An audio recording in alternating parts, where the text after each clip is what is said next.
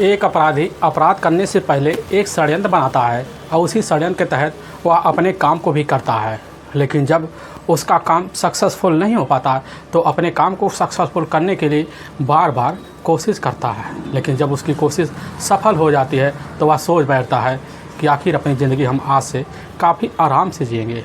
लेकिन दोस्तों, कहा भी गया है पुलिस के हाथ काफ़ी लंबे होते हैं। अपराधी कितना भी शातिर क्यों ना हो, आखिर पुलिस के हाथ उस तक पहुंच ही जाते हैं। आज की घटना में सेम ऐसा ही कुछ हो गया, जिस वजह से एक युवती इस दुनिया को छोड़कर काफ़ी बेरहम तरीके से चली जाती है। लेकिन जब लोगों के सामने सच्चाई निकल के आते हैं तो इसे सुनने के बाद लोगों का कलेजा भी दहल से जाता है। आज की घटना में क्या था, आज की घटना में क्या हुआ, आज की घटना की आप पूरी तह तक सच्चाई जानने के लिए इस वीडियो को आप लास्ट तक ज़रूर देखिएगा।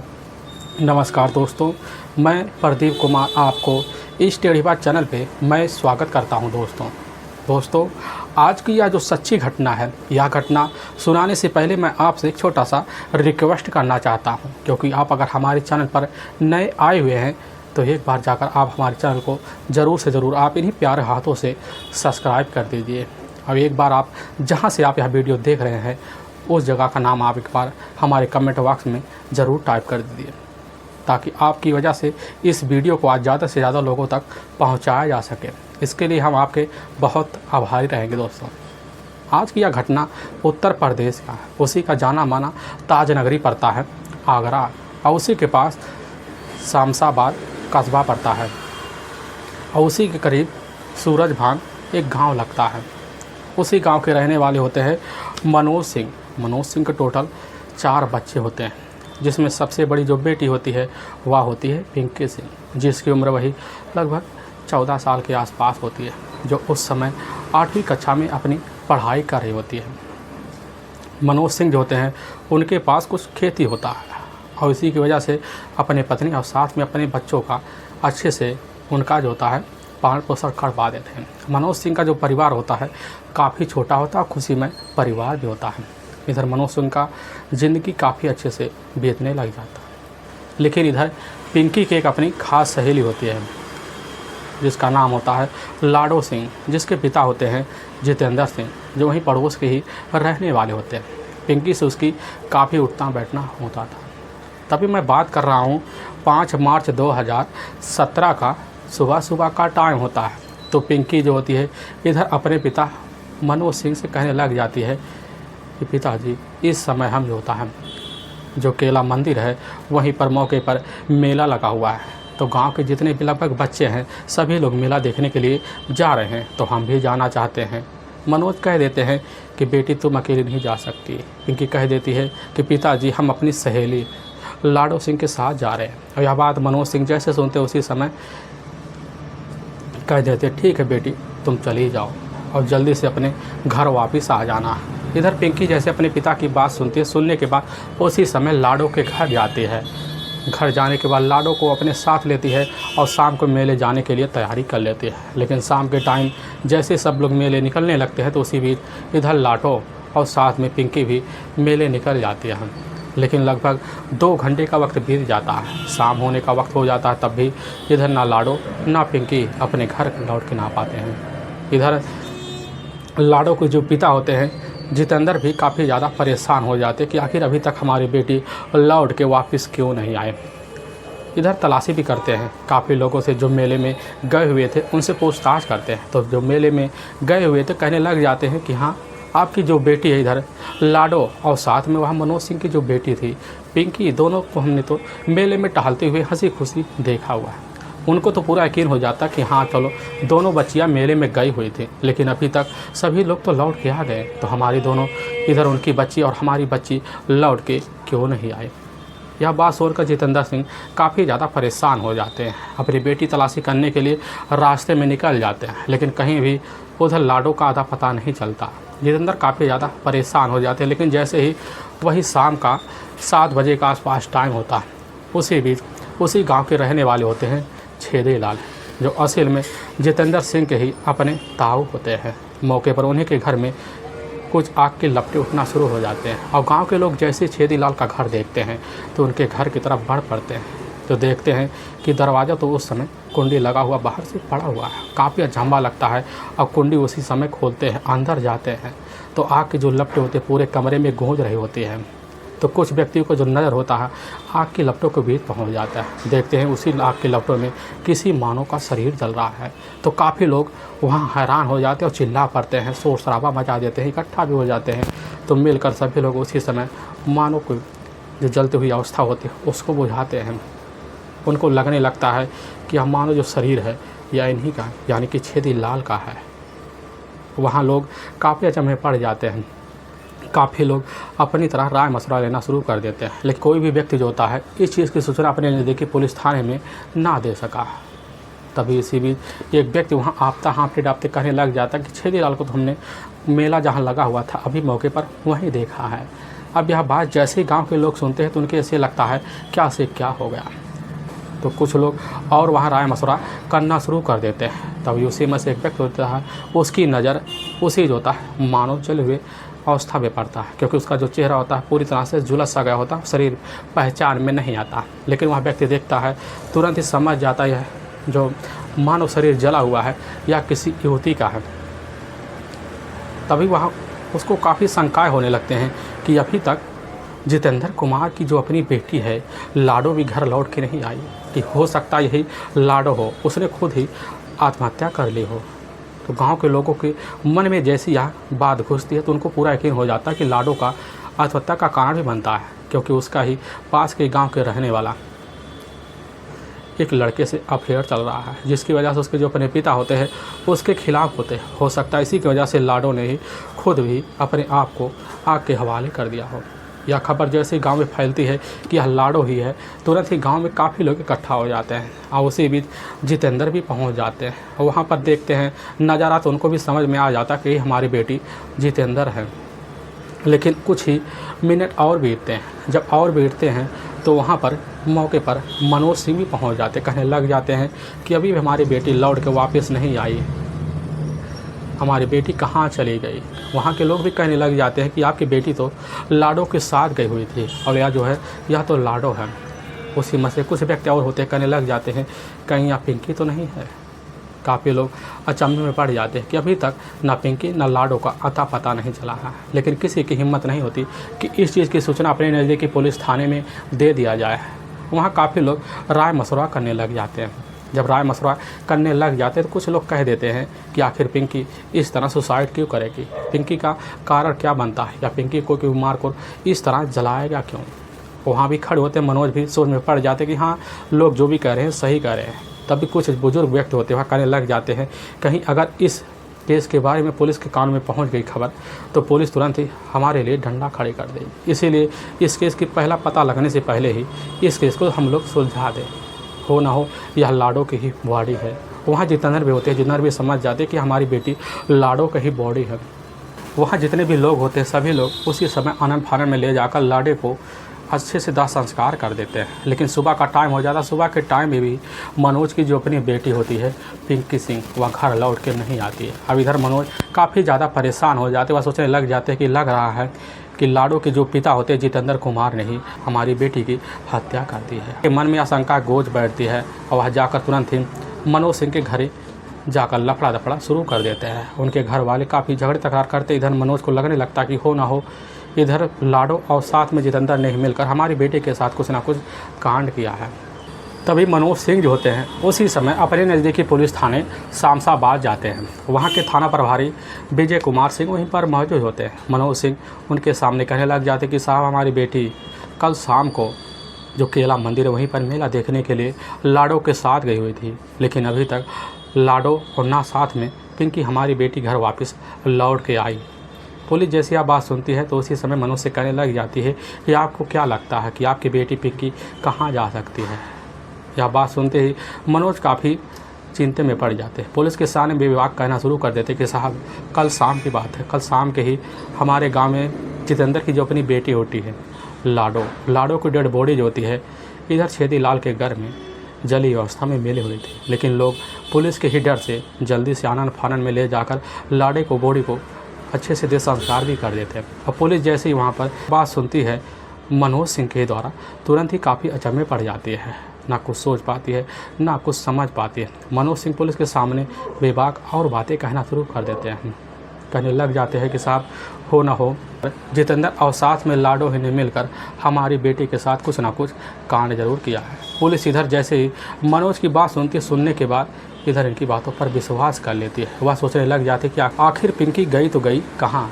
इसीलिए पुलिस की जो टीम होती है उसी समय पिंकी की तलाशी करने के लिए तुरंत ही खबरी लगा देती है। और इधर मनोज कुमार के शक के तहरीर पर पुलिस जैसे ही जितेंद्र के घर जाती है, पता लगता है जितेंद्र जो होता है डर के मारे वहाँ से फरार हो चुका होता है, क्योंकि जितेंद्र को पता चल जाता है कि मनोज हमारे खिलाफ थाने में जाकर मुकदमा दर्ज करवा रहा है। और जैसे इधर जो भनक होता है जाकर जितेंद्र को लगता है तुरंत ही अपना घर छोड़ के फरार हो जाता है। पुलिस का जो शंका होता है और गहरा हो जाता है कि हो रहा हो इसमें जितेंद्र का हाथ जरूर कुछ रहा है पिंकी को गायब करने में। इसलिए पुलिस की टीम मनोज और साथ में पिंकी की तलाशी करने के लिए घटना के दूसरे दिन ही लग जाती है। लेकिन जैसे कुछ घंटे बीतते हैं, शाम का वही 4 बजे का आसपास का टाइम होता है, तो किसी खबरी को खबर लगता है कि साहब इस समय तो लाडो जो होती है जितेंद्र की जो बेटी होती है वह उस समय बिजली घर के ही करीब खड़ी हुई है। और जैसे यह बात खबरी के द्वारा पुलिस सुनती है तो काफ़ी अचंभे में रह जाती है कि आखिर जिस लड़की की कल डेड हो गई थी वह लड़की आज कैसे ज़िंदा हो सकती है। लेकिन कोई भी व्यक्ति अब उस खबरी की बातों पर विश्वास नहीं करते, लेकिन खबरी काफ़ी जिद करने लगता है। जब जिद करने लगता है पुलिस को यकीन करना पड़ जाता है। इसीलिए पुलिस की जो टीम होती है तुरंत ही वहाँ उस बिजली घर के करीब पहुँचती है। लेकिन इसकी खबर जो होती है गाँव में पूरी तरह से फैल जाती है, और जब फैलती है तो लोग सुनने के बाद विश्वास नहीं करते हैं। वह सोच में पड़ जाते कि आखिर जो लाडो इस दुनिया में है नहीं, आखिर वह लाडो आज जिंदा कैसे हो सकती है और मरी हुई लड़की जिंदा कैसे हो सकती है। लोग तरह तरह के गांव में बातें करना शुरू कर देते हैं। लेकिन इसकी खबर जैसे ही लाडो के जो पिता होते हैं जितेंद्र के कान में पहुंचती है तो सोचकर ना कुछ समझ पाते हैं, ना कुछ उनके आगे सोचने के लिए बच पाता है। काफ़ी उनके परिवार वाले में सहम से जाते हैं कि आखिर हमारी बेटी लाडो आज जिंदा कैसे हो गई। गांव में तरह तरह की चर्चे होने लगते हैं। गांव में माहौल से बिगड़ जाती है कि आखिर लाडो आज जिंदा कैसे हो सके। लोग देखने के लिए ललायत सा हो पड़ते हैं। लेकिन पुलिस की टीम इधर जैसे ही बिजली घर जाती है, पता लगता है बिजली घर के ही करीब जो होती है लाडो अपने हाथ में एक झोला लेकर खड़ी होती है। पुलिस उसको वहीं से गिरफ्तार करती है और अपने ही थाने अब शामसाबाद ले आती है। और पुलिस के सामने जैसे ही लाडो पड़ती है तो वहाँ बड़े ही अधिकारी होते हैं। लाडो उनको देखती है तो थर थर काँपना शुरू कर देती है। पुलिस के सामने लाडो बिना रोक टोक के कहना शुरू कर देती है कि साहब हमारे जो दादा हैं छेदीलाल के घर में जो बॉडी मिली हुई थी वह तो हम नहीं थे, बल्कि वह हमारी सहेली पिंकी थी। अब पुलिस जैसी यह बात सुनती थी पुलिस काफ़ी सोच में पड़ जाती है कि आखिर वहाँ पिंकी कैसे पहुँच गई। और पुलिस जब इधर लाडो से शुरू से पूछताछ शुरू कर देती है, पुलिस के सामने जो सच्चाई बताती है, इसे सुनने के बाद लोगों का कलेजा भी दहल से जाता है। असल में मनोज कुमार जो सिंह होते हैं उन्हीं के ही थोड़ी दूर पे रहने वाले होते हैं जितेंद्र कुमार सिंह। उनके टोटल 3 बच्चे होते हैं। जितेंद्र कुमार सिंह जो होते हैं एक छोटे मोटे किसान भी होते हैं। उनके पास छोटी मोटी खेती भी होती है, जिसकी वजह से अपने पूरे घर परिवार का जो खर्चा होता है बेहतर तरीके ढंग से चला भी पाते थे। उनका अपना सुखी परिवार भी होता है। जो सबसे बड़ी बेटी होती है वह होती है लाडो सिंह।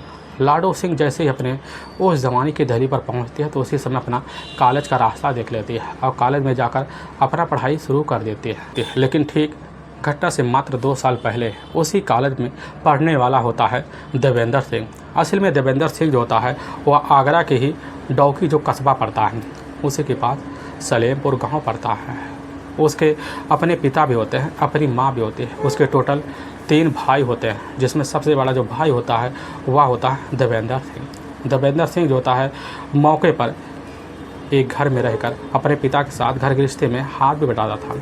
लेकिन देवेंद्र जब उसी कॉलेज में पढ़ता है तो कॉलेज में पढ़ने के वक्त जो होता है इधर जाकर अब लाडो की खूबसूरती देखकर कॉलेज में बहुत हो जाता है। उसे मिलने के लिए काफ़ी ललायत हो उठता है, लेकिन उससे करीबी पहुंच जाता है और जब मिलता है तो उसके साथ दोस्ती का हाथ बढ़ा देता है। धीरे धीरे इन दोनों के बीच प्रेम प्रसंग चालू हो जाता है। लेकिन जब प्रेम प्रसंग चालू हो जाता है तो वह सिलसिला जो होता है बेधड़क चलना शुरू हो जाता है। दोनों एक साथ जीने मरने की भी कस्में खा लेते हैं। अब खाने के बाद दोनों का रोज़ जो होता है ज़रूर से ज़रूर मुलाकात हो जाता है।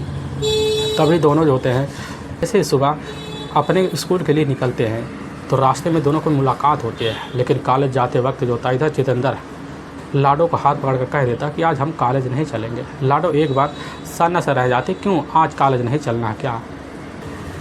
तो देवेंद्र कह देता है नहीं, आज कॉलेज हम नहीं चलेंगे, आज हम आगरा का प्रसिद्ध ताजमहल देखने के लिए चलेंगे और वहीं हम तुमसे कुछ अर्जेंट बात करने वाले हैं। लाडो यह बात सुनती एक बार तो सन्न रह जाती, कहने लग जाती है कि अगर किसी ने हमें वहाँ देख लिया ना, अगर हमें रास्ते में किसी अपने गांव वालों ने देख लिया ना, तो उसी दिन से हमारे परिवार वाले हमारा जीना दुश्वार कर लेंगे और साथ में तुमसे मिलना भी दुश्वार हो जाएगा।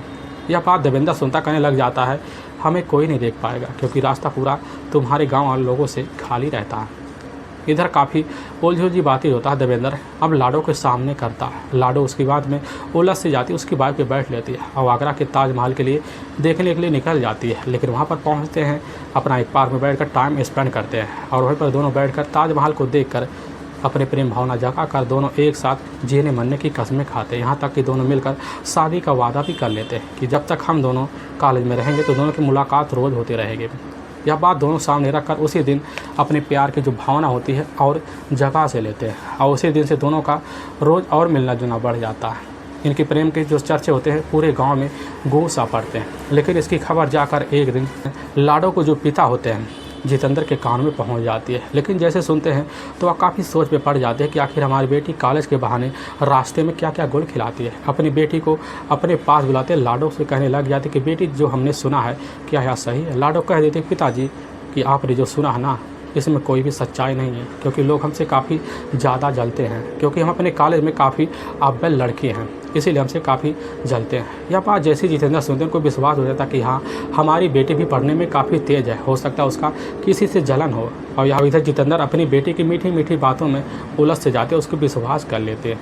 लेकिन इधर मौका भी पा जाती है लाडो अब देवेंद्र से अच्छे खासे मिलने के लिए। लेकिन वह थोड़ा बहुत तो सावधानी बरतना शुरू कर देती है, लेकिन मिलना जुलना जारी कर देती है। लेकिन ऐसा चोरी छुपे मिलते जुलते लगभग इनका पूरा का पूरा 2 साल का बीतने का वक्त हो जाता है। लेकिन तभी घटना से मात्र 1.5 महीने पहले होता है। दोनों को एक पार्क में इधर जितेंद्र के ही पड़ोस के रहने वाले एक व्यक्ति होते हैं, दोनों को एक साथ देख लेते, इसकी सूचना आकर जितेंद्र को देते हैं। लेकिन जितेंद्र जैसी खबर पाते हैं उसी समय काफ़ी सनस रह जाती है, अपनी बेटी को अपने पास बुलाते कहने लग जाते हैं कि बेटी हमें सब पता है कि तुम्हारा उस लड़के देवेंद्र के साथ क्या चल रहा है। अब जैसी यह बात इधर लाडो सुनती एक बार सनस रह जाती है कि आखिर हमारे पिता को इस बात की जानकारी किसने दी। वह काफ़ी सोच में पड़ जाती है। लेकिन उसके जो पिता होते हैं लाडो को काफ़ी धमकाते हैं, कहने लग जाते हैं कि आज के बाद अगर हम देवेंद्र के साथ तुम्हें देख लेंगे तो हो सकता है तुम्हारे लिए वह काफ़ी कठिन दिन साबित हो जाए। वहीं पर खड़ा इधर लाडो का अपना भाई होता है आलोक उसी समय लाडो से कह देता है कि अगर आज के बाद हम तुमको उसको देखते हैं एक साथ तो तुम्हारे लिए तो अच्छा नहीं होगा। काफ़ी दोनों धमका देते हैं। वहाँ काफ़ी लाडो डर भी जाती है। इस चीज़ की सूचना जाकर इधर अब देवेंद्र को देती है, कहने लग जाती है कि हमारे घर वालों को आखिर कैसे पता चल गया कि हमारे दोनों के बीच काफ़ी हद तक प्रेम प्रसंग चल रहे हैं। और इधर देवेंद्र भी कह देता है कि हो ना हो इसकी सूचना किसी तुम्हारे अपने करीबी ने दी होगी। दोनों आपस में बात करते हैं। इधर अब जो होती है लाडो कह देती है कि किसी दिन हमारे लिए मुसीबत खड़ी हो जाएगी और जिस दिन खड़ी हो जाएगी उस दिन से हमारा तुम्हारा मिलना भी दुश्वार हो जाएगा। लाडो भी कह देती है कि हाँ सही जो कह रहे हो ना, पूरी तरह से एकदम राइट कह रहे हो।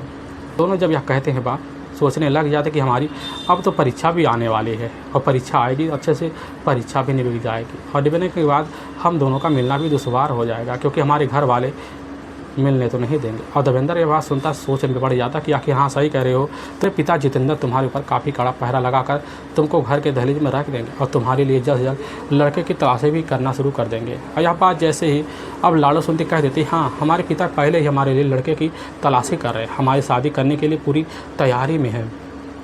दोनों यहाँ पर काफ़ी राय मशवरा लेते हैं, काफ़ी चिंता में पड़ जाते हैं। और जब चिंता में पड़ जाते हैं तो दोनों कहने लग जाते हैं अब इधर देवेंद्र अब लाडो से कह देता है तुम ही कोई तोड़ निकालो। लाडो कह देती है कि हमारे पास बस एक ही तोड़ है, क्यों ना हम दोनों घर छोड़कर भाग चलें।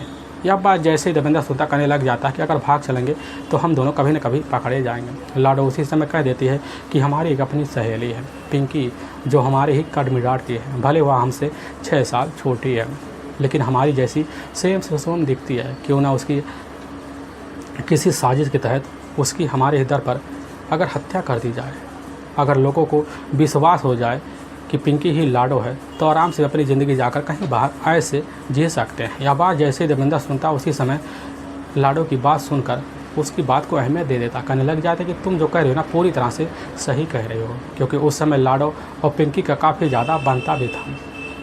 और लाडो के मन में यह तुरंत ही खतरनाक षड्यंत्र बैठ जाता है और उसी षड्यंत्र को रचने के लिए उसी दिन से पिंकी से काफ़ी गहरी और दोस्ती बना लेती है। यहाँ तक पिंकी को अपने साथ कभी मॉल कभी जोता होटल ले जाती, अच्छे से नाय पास्ता कराते हैं। और यह सिलसिला जो था इधर पिंकी के साथ लाडो का चलना शुरू हो जाता है और पिंकी को लाडो पर काफ़ी ज़्यादा विश्वास हो जाता है। लेकिन पिंकी को इतना ज़रूर भरोसा था कि लाडो हमारे साथ हमारी एक काफ़ी अच्छी सी व्यवहार बनाकर रखी हुई है और इसलिए हमारी ज़िंदगी में काफ़ी अच्छी सहेली बन रही है। लेकिन इधर पिंकी को क्या पता होता है कि आखिर हमारी लाडो किस लिए हमारी फ़ायदा उठा रही है। इधर जो था दोनों का कुछ वक्त बीतता है और जब वक्त बीतता है तो जब लाडो को लगने लगता है कि हमारा जो प्लान है अब पूरी तरह से सक्सेसफुल होने वाला है, तो इधर जो होता है लाडो का जो अपना भाई होता है आलोक को खबर लग जाता कि जो अपनी बहन है वह देवेंद्र के साथ भागने के फिराक में लगी हुई है। लेकिन जैसे लोग खबर पाता उसी समय देवेंद्र के पास पहुंचता, उसी समय उसको धमकाना शुरू कर देता है कि अगर हम अपनी बहन के बारे में कुछ भी अनहोनी वाली बात सुनते हैं तो तुम्हारे लिए अच्छा नहीं होगा। देवेंद्र आलोक के सामने कह बैठता कि हम तुम्हारी बहन से प्यार करते हैं, तुम्हारी बहन से शादी करना चाहते हैं। आलोक कह देता कि तुमने अपने मन में यह बात लाई कैसे, अगर लाओगे ना तो हो सकता तुम्हारी ज़िंदगी का वो आखिरी दिन हो। देवेंद्र यह बात सुनने के बाद एकदम डर से जाता है और वहाँ से धमका कर इधर जो होता है आलोक अपने घर चलाता है। लेकिन इधर देवेंद्र इसकी सूचना फ़ोन के द्वारा अब लाडो को देती है। लाडो जैसे सुनती वह कहने लग जाती कि लग रहा हमारे प्यार में हमारे पूरे घर परिवार वाले पूरी तरह से रोड़ा बन रहे हैं। और देवेंद्र जैसे ही इस तरह की बात लाडो से सुनता है कहने लग जाता है अब सही समय आ गया है कि अपने प्लान को कामयाब करने के लिए। लाडो को पता होता है कि हमारे जो अपने दादा हैं छेदी लाल वह घर में अकेले रहते हैं, वह भी उसी दिन मेला देखने के लिए जाएंगे। अब उनका जो घर है पूरा खाली रहेगा और उसी दिन मौके का फ़ायदा उठाकर किसी तरह बहला फुसलाकर पिंकी को उसी घर में ले जाएंगे और देवेंद्र के साथ प्लान लेकर इधर लाडो जो होती है अब 5 मार्च 2017 को पिंकी को अपने साथ लेती है और मेले में पहुंच जाती है। लेकिन मेले में कुछ तो टाइम स्पेंड करती है, लेकिन मेले ख़त्म होने से लगभग 2 घंटे पहले ही अपने गांव में आती है। तुरंत ही छेदी लाल के घर में चली जाती है। पूरा घर सुनसान होता है तो पिंकी कह देती लाडो से आखिर हमें लेकर यहाँ क्यों आई। लाडो कह देती है कि आज कुछ गिफ्ट देना चाहते हैं। तो पिंकी कह देती आज हमें क्या गिफ्ट मिलने वाला है। लाडो कह देती आज तुम्हें जो हम यह कपड़े पहने हुए ना यह कितनी अच्छी लग रही है, एक बार तो हमें बता दो। पिंकी देखते कहने लग जाती है यह कपड़े तो काफ़ी महंगे हो गए हैं, काफ़ी खूबसूरत लग रहे हैं। लाडो कह देती ठीक है तुम ये कपड़े एक बार पहन लो, देखो तुम्हारे फिट होता कि नहीं होता है। और पिंकी यह बात सुनती तुरंत ही अपने पूरे कपड़े उतार कर अब लाडो को जो कपड़ा होता है बाहर से लेती है। इधर लाडो को पूरा प्लान जो होता है सक्सेसफुल होता हुआ दिखाई नहीं लगता है। तभी कुछ ही मिनट बीते, उसी बीच देवेंद्र सिंह भी पहुंच जाता है। और लेकिन जैसे पिंकी देवेंद्र सिंह को देखती है तो सन सा रह जाती है, क्योंकि पिंकी को पता होता है कि लाडो और साथ में देवेंद्र सिंह के बीच प्रेम प्रसंग चल रहे हैं। और उसी समय कह देती है कि अब इसी की जानकारी हम जाकर ना तुम्हारे जो पिता हैं जितेंद्र को दे देते हैं। और वहाँ जैसे यह बात सुनती है, सुनने के बाद उसी समय अब लाडो देवेंद्र को इशारा कर देती, कहने लग जाते कि तुम पीछे जाओ। वह समझ जाता है कि हमें क्या करना है। अब देवेंद्र वहाँ पीछे जाता है।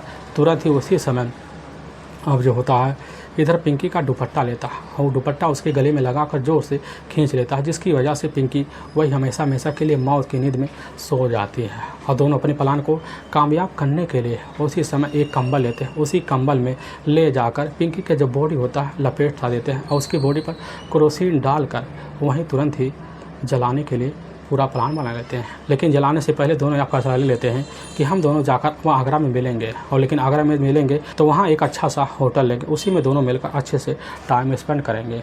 और उसी समय अब कंबल सहित जो होता है पिंकी को जला से देते हैं और जलाकर वहाँ से तुरंत ही फरार हो जाते हैं। लेकिन इसकी धुआं जो होता है कुछ मिनट के अंदर जब उठता है तो लोगों को खबर लग जाता है। लेकिन इधर अब जो होती है लाडो भाग कर निकल जाती है और जब निकल जाती है तो इधर देवेंद्र जो होता है काफ़ी डर सा जाता है। डरने के बाद तुरंत ही अपना फ़ोन स्विच ऑफ कर लेता और जाकर वहाँ अपने गांव के कुछ ही छोर पर एक टेबल होता है वहीं पर छुप सा जाता है। और लेकिन इधर लाडो जाकर इधर उधर भागती है। लेकिन दूसरे दिन शाम के टाइम जाकर बिजली घर के पास खड़ी हो जाती है। वहाँ सोचने लग जाते कि हाँ हो सकता है कि देवेंद्र आए, क्योंकि उस समय लाडो के पास इतने पैसे नहीं थे कि वहाँ सवारी पकड़ कर उसके घर तक जा सके।